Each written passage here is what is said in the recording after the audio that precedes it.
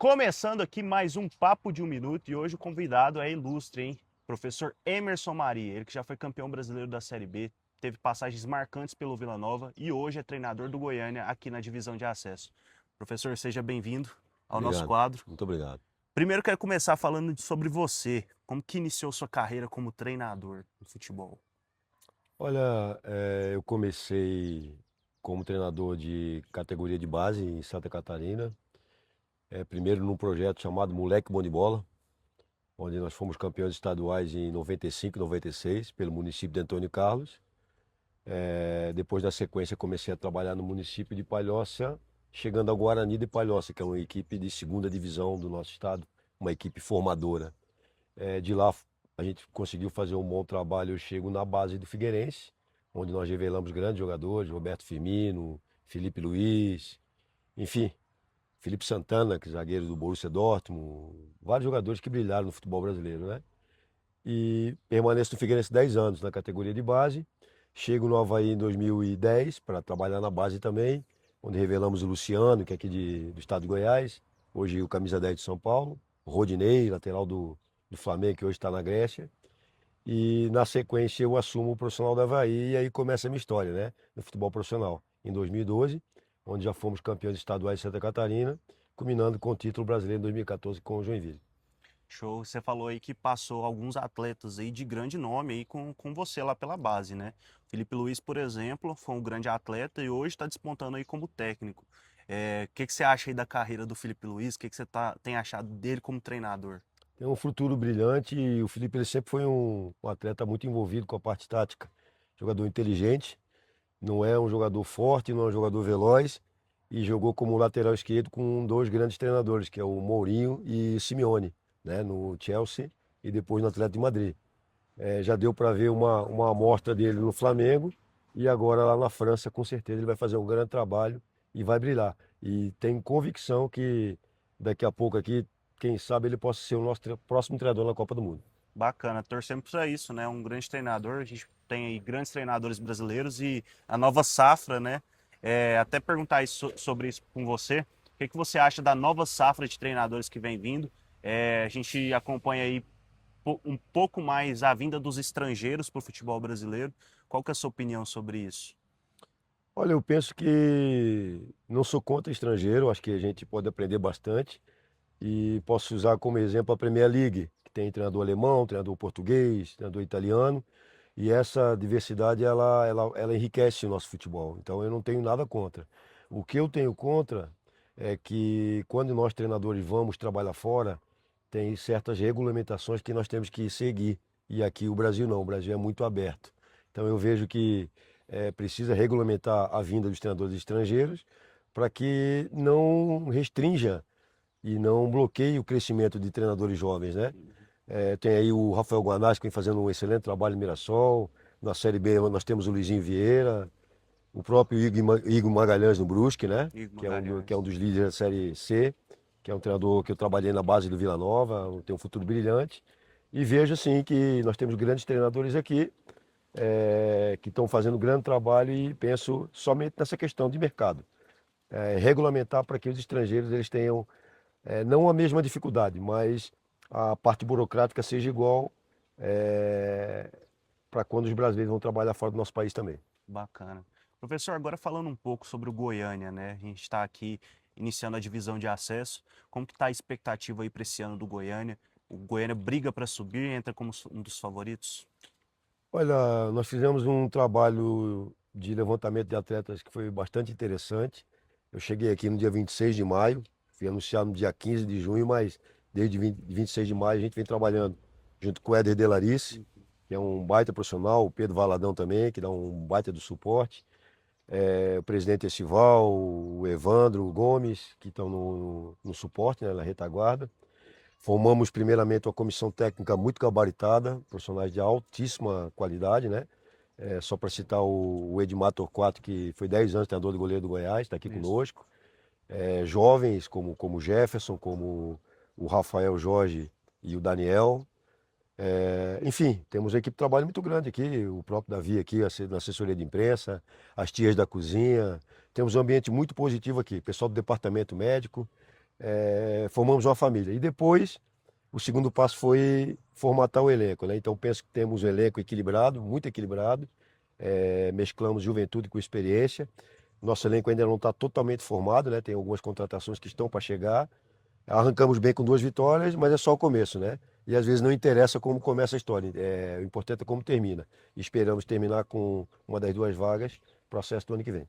Bacana. E como você enxerga aí esse trabalho a longo prazo que o Goiânia deve estar formatando para os próximos anos também? Porque depois do acesso vem primeira divisão, vem também possivelmente aí divisões do futebol brasileiro, né? Olha, eu penso que o primeiro passo é esse, né? A gente pensar agora no presente.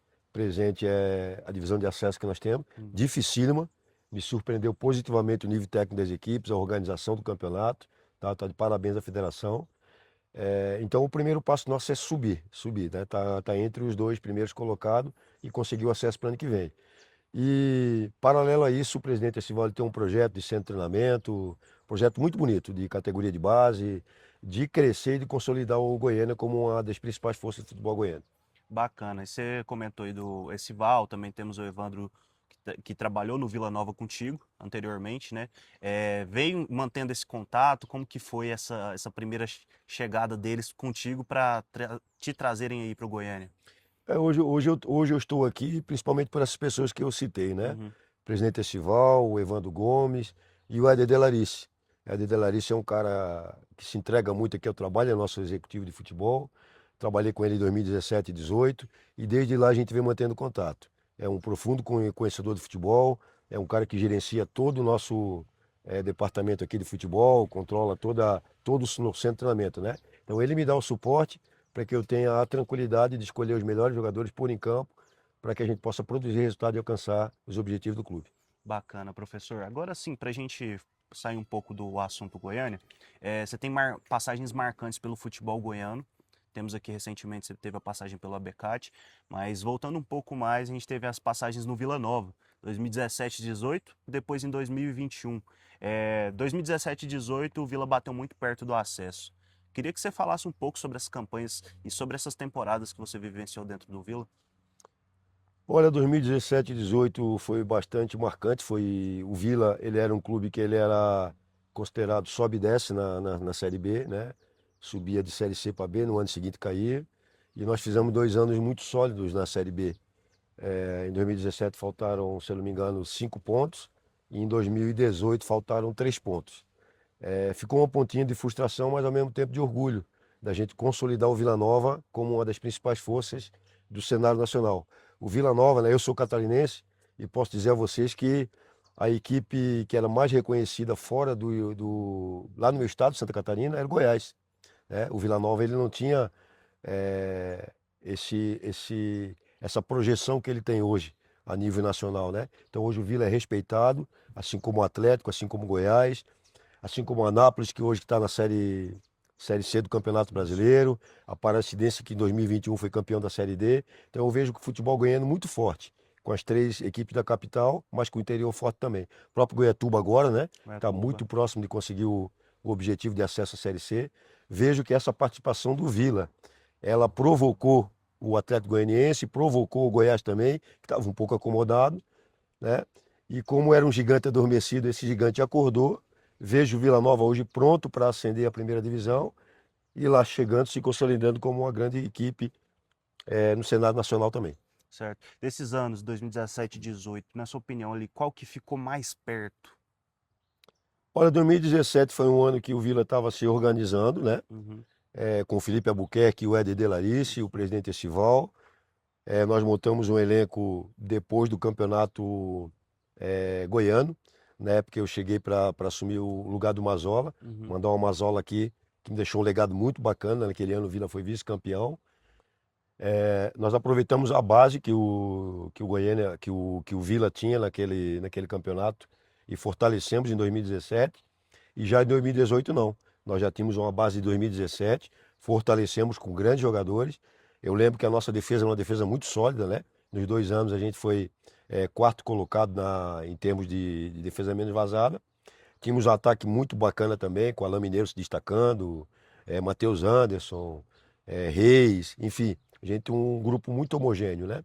E penso que o que faltou foi detalhe de futebol. Na reta chegada, na reta final do campeonato, eu acredito que a gente teve uma série de empates aqui no Serra Dourada. A ansiedade, eu acredito que atrapalhou um pouquinho. E agora eu vejo o Vila mais maduro, né? Controlando essa ansiedade, o torcedor aprendendo que é uma competição muito difícil e vejo hoje o Vila muito maduro para conseguir o acesso. Bacana. E depois você teve a passagem ali em 2021, né? 2021 foi uma passagem um pouco curta. Como você descreve essa passagem? Qual que é a diferença que você vê do Vila Nova lá de 2017, 18 para o de 21? Em 2021 foi uma passagem relâmpago, né? Acredito que o Vila mais organizado já era com o Hugo, Hugo Jorge Bravo, que faz um trabalho fantástico. Já percebi o Vila mais modernizado em alguns processos, mas o que aconteceu foi não houve empatia a minha com o elenco. Foram 3 jogos, foram 12 dias. Me chateia muito falar disso aí, mas eu achei, partiu de mim, né? Uhum. Pedi o desligamento, comuniquei ao presidente o que estava acontecendo, e como assim uma pessoa que considera muito Vila Nova, eu achei que naquele momento eu não ia ajudar. Não, certinho. Professor, agora para encerrar, te perguntar aí sobre o Goiânia. Hoje você tem o contrato até o final da temporada, certo? Isso. E qual o objetivo em caso de acesso aí? Seu objetivo é continuar o trabalho aqui, dar sequência para também estar dentro desse projeto aí a longo prazo.